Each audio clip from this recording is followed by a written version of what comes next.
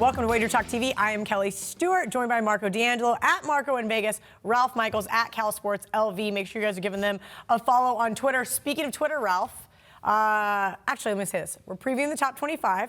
We're now on number 3, Ohio State, and I go, the Ohio State. Oh, God. They won't be number 3 AP. They will not be. They won't be in the top 4 AP. Okay. Because Michigan will be there ahead of Ohio State. So this is an early preview, okay, but they will not be. Michigan will be ahead of them in the AP. I promise you that when it comes out. Okay, so you're an Ohio guy. Why are you on this video? Why am I? Well, yeah, I'm an Ohio State fan, but I tweeted out this morning. Ohio State allowed 25.5 points per game last year and 403 yards per game. Yes, they were a 13-1 team. I went back to 1960.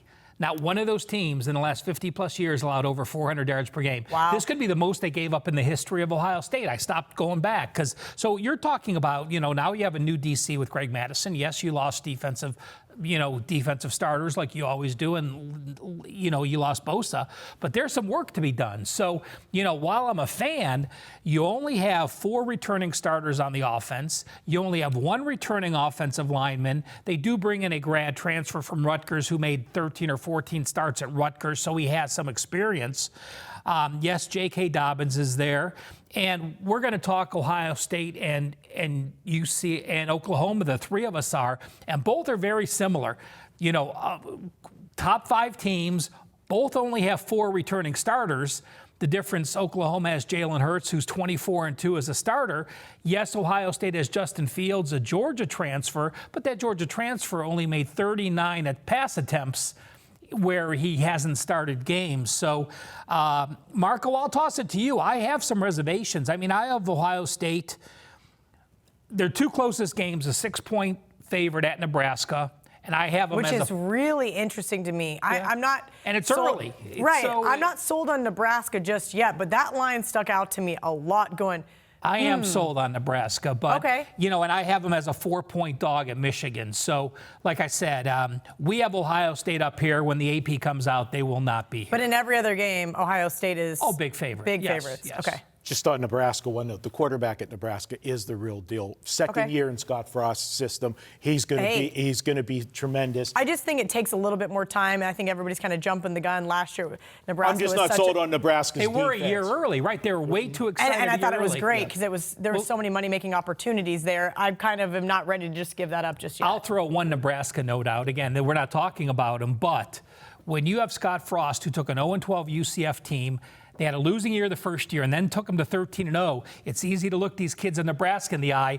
Went 4-8 his first year. Now it's 13 returning starters, and you have the quarterback to take them to that next level. We can go 8-4 this year. 4-8. How many of those games did they lose Close late? losses, yeah, absolutely. Okay, back to Ohio State. Back to Ohio State. I'm just big Nebraska because I do a weekly Nebraska show. Oh, this is correct. So that's why I'm on the Nebraska there so much. But I'm going to go to, first you said they lost Bosa. They didn't lose Bosa. He didn't play last year. Yeah, I was going to say, he didn't really play. He played the first couple games, got hurt, and then, But didn't come back. It's a big loss. You lose a number 1 draft pick. Yeah. Should have been the number 1 draft pick. Maybe a little bit of a leadership role for the defense, too. Yeah, but it wasn't, he wasn't on the field.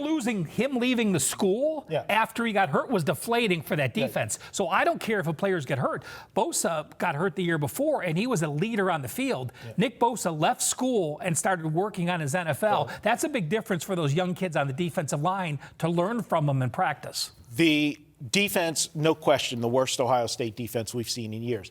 The good news, or do you say it's the bad news, 9 of the 11 come back. So you got to get something out of that year's experience, and we know the type of talent that Ohio State recruits. You got to expect those guys to be better this year.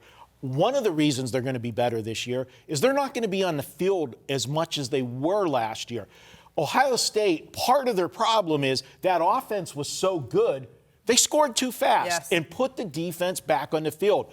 The thing that you're going to get with Justin Fields is he's totally opposite of Haskins. He is more of a run, he's a dual threat quarterback. That was the one knock on Haskins, is that he didn't run the football as much as they would have liked, Are you concerned? It's not a knock. He's just he's a pro passer. He's a pro passer. Not a dual threat. Yes. Ohio State in recent years have had more of the dual threat quarterbacks. Troy Smith and Braxton Miller and those, In that the thing that it does is when you're running the football, you're chewing up some clock and you're protecting that defense. So I think you're going to see the fact of 9 of 11 coming back with experience, and they're going to be on the field less, is going to make that defense better than it was.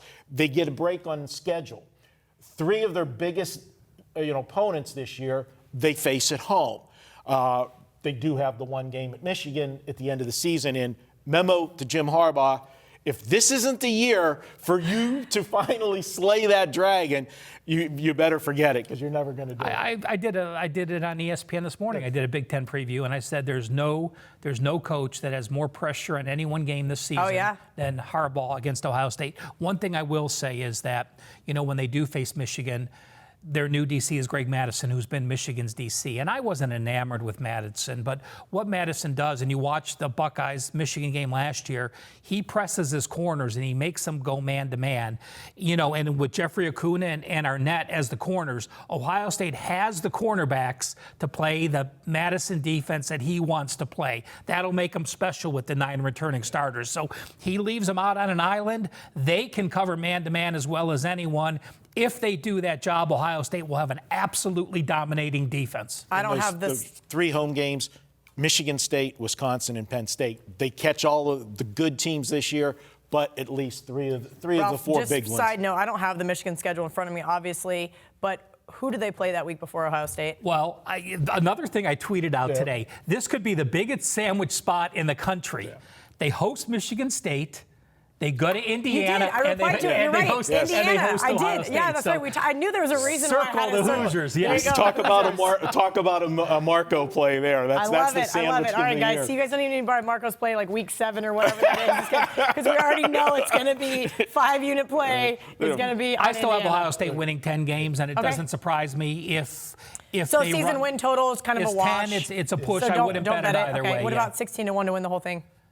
Again, it's... Do you think Justin Fields is an X factor? To me, I don't know how well he's going to fit in that offense, and you're right. Him not having that starting role does worry me. Ryan Day is a quarterback guy. Okay. So, he's proven he worked with Haskins. I mean, Haskins sat on the bench. No one knew who Haskins was. Ryan Day was the quarterback coach for 2 years. He's still involved with the quarterback. So I'm going to give him credit. You're sitting against Michigan, who has about the same amount of returning starters with Shea Patterson back. So you have a guy who's a multi-year starter. So that's it. Ohio State season goes as Fields goes. So, if you see Fields, you're going to get 16-1 for a while because they don't impress anyone early. So if they have that, you can jump on him if Fields looks good after playing Cincinnati. All right, good stuff, guys. WagerTalk Text Club, it's 100% free. Just text WagerTalk to 33222 to get a $10 off coupon for signing up, plus some free picks and other special offers.